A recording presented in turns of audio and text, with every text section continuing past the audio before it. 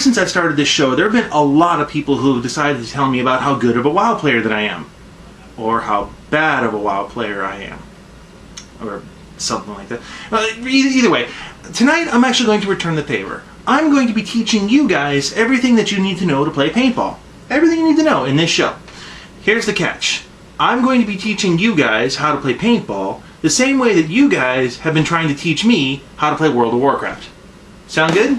Let's do this.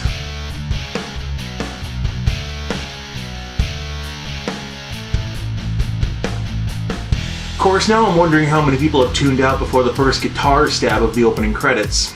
Well, either way. So let me do a little bit of setup here, because this is not the norm for this particular show. I don't have an overarching storyline of good versus evil. I don't have recurring characters that everybody knows as me. It's just me wearing a different kind of hat. Wait, what? This is not the norm, so I'm justifying this by calling it role-playing. You see, I cover MMORPGs, even though nobody yeah, anyway. So as thus, I will be role-playing in this. You see, I've got camera 2 set up in the garage right over there, and in camera 2 I've got myself dressed up as your average paintball tournament player. Except I'm going to be giving advice on how to play paintball using the same lesson plan as your average online gamer. Yeah, whatever, boner liquor. So let's begin with something you're going to hear a lot in pretty much any given context online. Oh my fucking god, you're getting owned by a guy using a Wally World tippy? I don't fucking believe it. You suck. You just suck. L2P. L2P stands for learn to play, and you're going to see this a lot in MMO culture. I really had a ding moment about this when I entered a video in for a contest some time ago. Stick with me, this gets a little involved. So I entered a video into a reviewing contest, the one about Adventure, the old Atari game.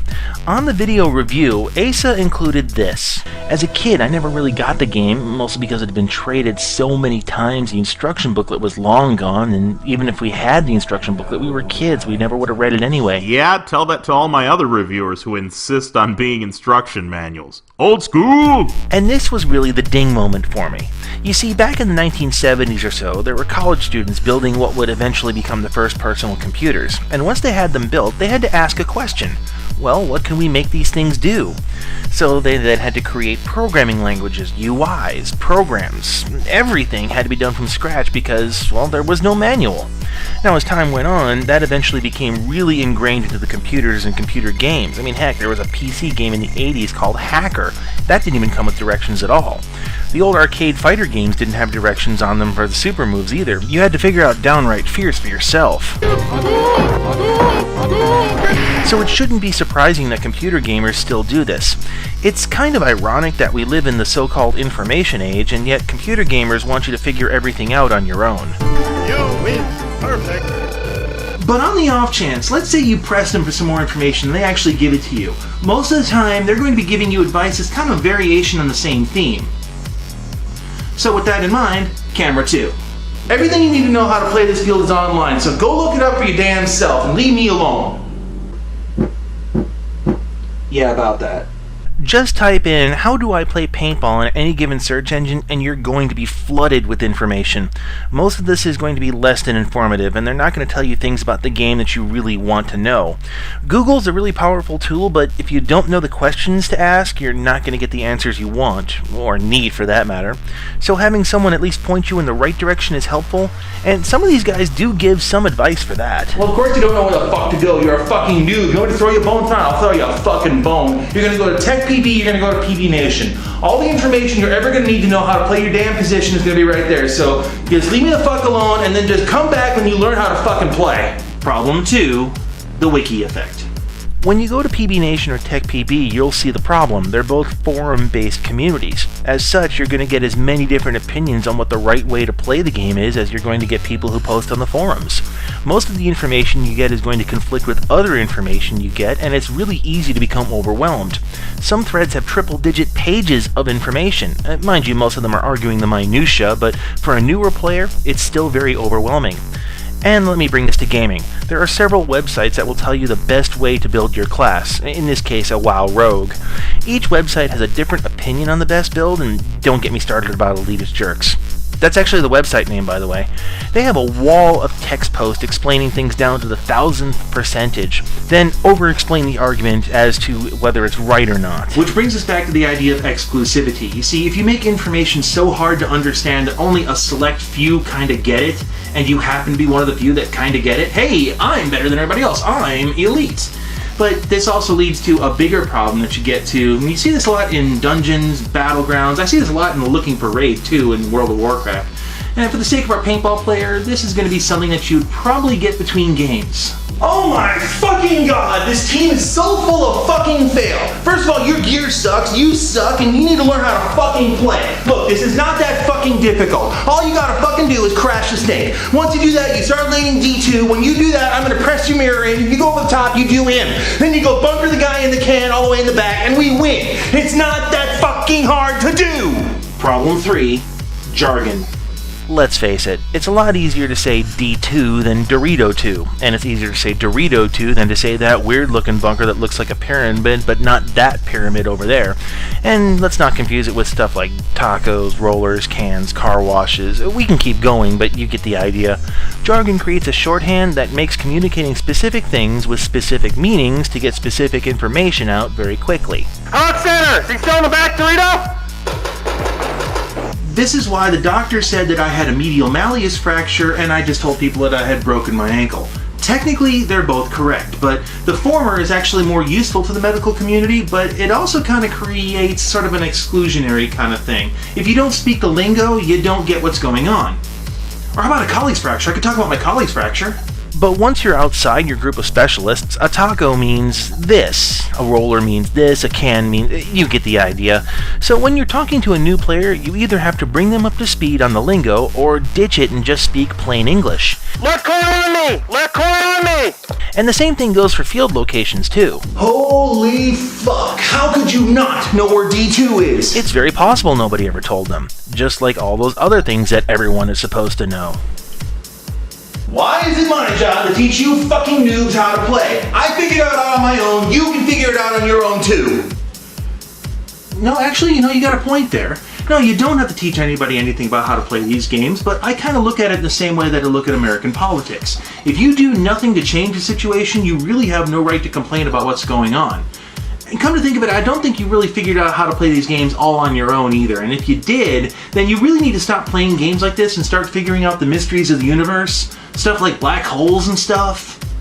You still haven't figured it out yet? Okay, fine. I'm gonna give you a link. This is a video. This guy's really good. Just watch this video. Do what this guy does. It's gonna teach you everything you've ever needed to know how to play your position.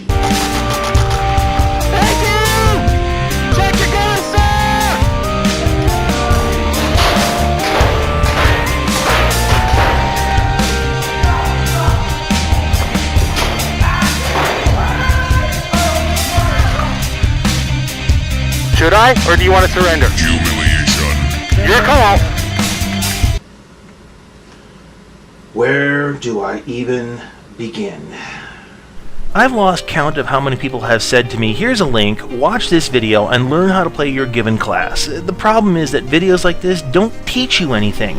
If you can find a technique in this, it means you already know it, and you know what to look for. Videos like this lack explanation, theory, or any sense of context, actually.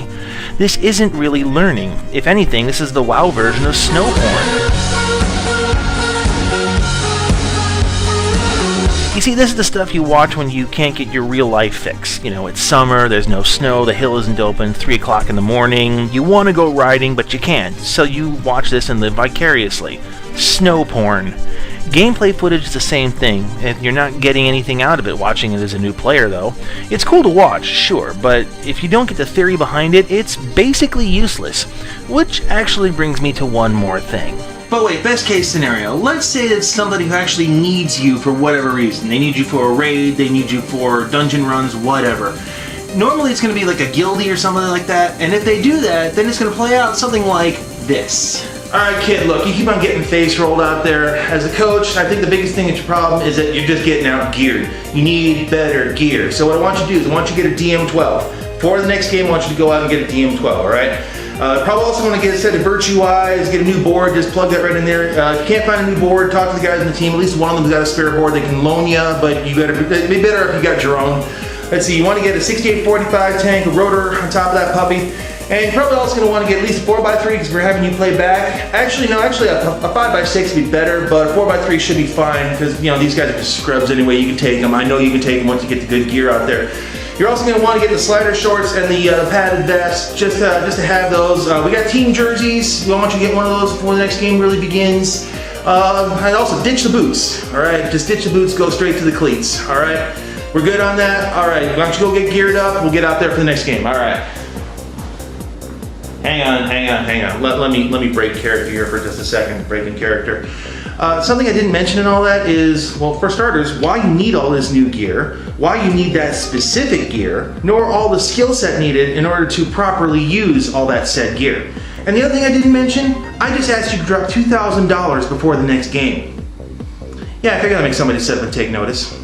It's possible that the team is sponsored and needs to use that specific gun or gear brand. Don't ask, it's just a lot easier not to talk about paintball sponsorship while we're here. It's also possible that the team all uses that gun, so they all have parts kits to fix them. It's also possible that they also have a bias to that particular brand and just prefer it, or it's also possible that they got their butts handed to them by a team using those guns, so they figured they'd go run out and go buy those guns because it was the guns that beat them, not the other players. Spoiler alert. It isn't. The other thing that's missing in all this is the theory or skill advice. Okay, why are we losing? What went wrong? How do I improve? In gaming, you're not going to get that advice. Simply put, players are just so focused on the end numbers and the DPS or the player kills that they're just not looking around them to be the coach. And unless you have a third-party observer watching the battle, that's just not going to happen. Plus, you get into the modding problems. If you don't understand the theory of why something works, there's really no point in modifying gear to make it do what you don't understand. If you don't know why a new board is important to a paintball gun, why install one? And why replace the eyes immediately? For that matter, if you're wondering why a paintball gun needs to have more computing power than your average desktop, you might want to have that straightened out for you too. In gaming, I've had people just outright tell me what to change with no explanation as to why it was important. Why should I take crit over haste? Why is this skill tree like this and not that? Answers are always in short supply because it seems to me that it's just results driven and not theory driven. I could splinter this off into teaching methods and such, but let me show you how I would normally give advice like this. Hey guys, I couldn't help but overhear you guys talking from the last couple of games saying you're getting shot out a lot. If you want, I can give you some advice, if you want it. Okay, cool. What I'm seeing you guys doing is something called chicken wing. Okay, when you're shooting, you get your arm stuck out way like this. That's not going to be good because if you got your arm stuck out way like that, it's just a big target for them to shoot at, and if you're coming out of cover, they're going to see this well before you can start shooting at them. So you don't want to do that. You guys shoot firearms or rifles, something like that? Yeah, and ignore that. What you're going to do, you're going to put both arms in like this and you're going to play tight. You don't have to brace for recoil on this, so you can get nice and tight in like this and you can keep on shooting at them. This way, when you come out of cover, the barrel is going to be the first thing that they see, not your arm. All right? Second thing I'm going to have you do is you're going to have your tilt your hopper in. So when you're shooting, instead of shooting straight up like this, you're actually going to tilt the hopper a little closer into your face. It'll still feed, so it'll be good at that. But the idea again is that it's a smaller target to shoot at. And besides, if they're going to hit this, they're probably going to hit you in the face anyway at that point, so it's just a smaller thing to shoot at. So both arms in, going to tilt the hopper in a little bit. You should last a heck of a lot longer during these games. Sound good? All right, looks like they're going to call the next game in like 5 minutes or so let's gear up, man. Let's go. Okay, what exactly just happened over here? Basically, I was giving a new player just enough advice so that they could stay in the game a little bit longer and have a lot more fun on the day. There's no yelling, no swearing, no condescension, just a little bit of information that's going to go a long way down the road. You see, you don't have to be condescending to new players, but you also don't have to bludgeon them with information. This is where a lot of the gaming advice fails, and not always on accident. This goes back to exclusivity. If you don't get how it works, and they do, then they get to be elite, and you don't. Or at least that's what they feel like. Another possibility is that the person who's doing the teaching really doesn't comprehend how it works for themselves. I kind of find this the most plausible, because if you cover up your lack of knowledge with enough garbage, nobody's going to try to call you on it because, hey, I know what I'm talking about.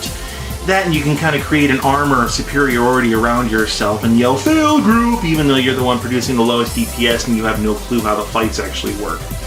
Now, the other possibility is that these guys just can't teach, that there's just no skill for them to do so, but I think it's a little more simple than that. Sometimes I think it's just that they don't want to pass the information along because they're scared that their knowledge is going to be surpassed by somebody else. They're going to be teaching somebody to become better than them. But sometimes I just think it's a lot more simple than that. To butcher a quote that 2 or 3 people have had attributed to them, if you can't explain something simply, then you simply can't explain it.